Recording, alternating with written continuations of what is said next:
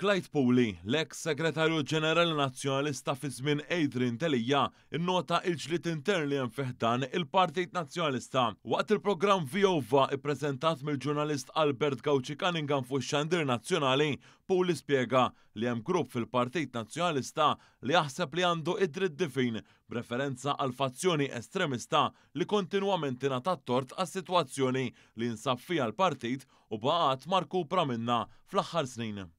Pero li hemm il-ħossu entitled dem ta' ħankunu ċaru tondi. Sewa?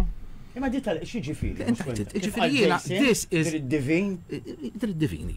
Pawley sostna li l-influenza li għandha din il-fera estremista kienet tmexxi lil Bernard Gregg. Jista' jkun li wkoll jagħmlu distortion ta' dak li jkun qiegħed jipprova jagħmel il-kap, tal-messaġġ li jkun qiegħed jagħmel il-kap. Jiġifieri jekk xi ħadd qed jitbissimlek min-naħa u n-naħa l-oħra nisma' dwaru tutug bil-ħarta, il-messaġġ mhux se jasal għax se jkun.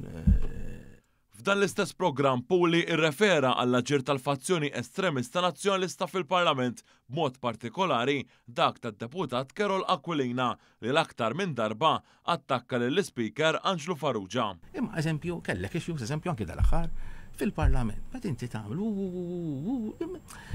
qed kompli tirrinforz mela hemm messaġġ jista' jkun Għax kien hemm lajjat. Waqt dan il-programm l-eks segretarju ġenerali nazzjonalista tkellem ukoll dwar ħsara li saret meta l-ekk imsejħa Blue Heroes għaxtu li Adrian Delija minn kap nazzjonalista fis-sajf ta' 5 snin ilu. Però de facto darba tajru, mhux diskors, darba. U dik għamlet ħsara irreparabbli. L-Adrian Delija. Iva, l-Adrian Delija. Irreparabbli.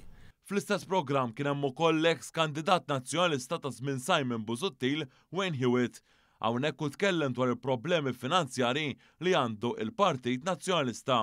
Ejja nitkellmu fuq di elephant in the room. X'inhu di elephant in the room? Nistgħu nduru ħafna mal-lewża, il-problema hi li l-Partit Nazzjonalista għandu problemi finanzjarji kbar. Fil-programm li rassem ta' Jason Mikallef u l-avukat Franco De Bono ġie anke nnutat kif il-Partit Nazzjonalista taħt it-tmexxija ta' Bernard Gregg qatt ma ppubblikat ir-rapporti finanzjarji awditjati tiegħu waqt li dejjem inġibu l-iskużi bl-awditur.